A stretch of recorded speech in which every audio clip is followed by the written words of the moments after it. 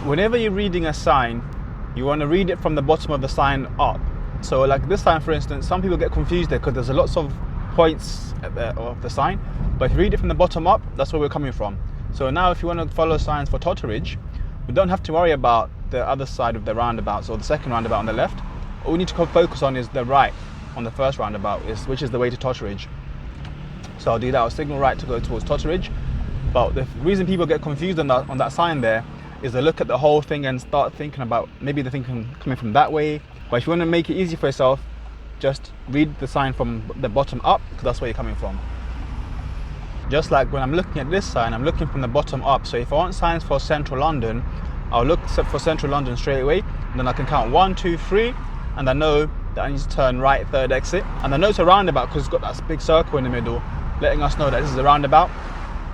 And sometimes they might have two signs telling you two different things.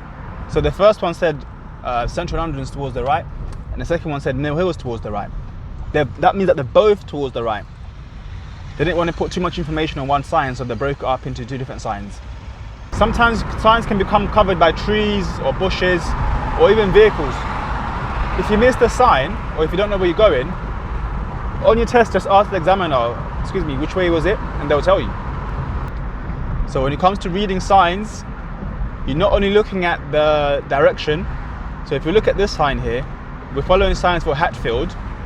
So it's split into three. So there's one for Brent Cross, and then there's two for Hatfield, separated by that long white line, which means the lane for Hatfield is this one here or the one over there. Both lanes can go the same direction. We want to stick to the left of these two. Then it's another reminder here, but by now it should already be on this side. So you see, that lane's going to Brent Cross, and then these two are going towards Hatfield. And if you realise by the time you get here, don't try to change lanes over there. It's too late by now. Just stick to this side, and then you can make your way around again if you need to. But don't do any sudden turns last minute. It's not going to be safe. Let's say we're following signs for West Hendon. If we were following signs for West Hendon, it's going to be the next left.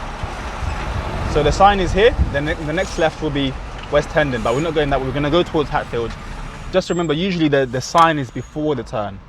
So here at this roundabout, we're going to go left first exit towards Edgware.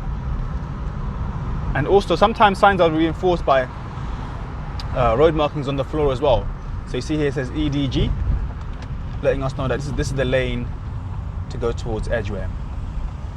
Keep my signal on, and it's also got a little reminder telling us this is the way to Edgware, just to reinforce the fact that that's the way to Edgware. But if you see that sign last minute, don't turn left. Just if you're already going straight, just keep going straight. So you noticed earlier when you came across some signs that were for roundabouts, there was a roundabout in the sign, or a circle in the sign telling us that it's a roundabout. They're not always going to be like that. So we've got this sign here telling us that Burnt Oak is straight, Mill Hill is left, and Edgware is to the right. But we've also got a little warning us there's a roundabout coming up. So there's no circle in the sign, but it's still a roundabout. So we're going towards Burnt Oak, which was straight second exit. Or it said straight on the sign. It didn't say which exit it was. It just said straight.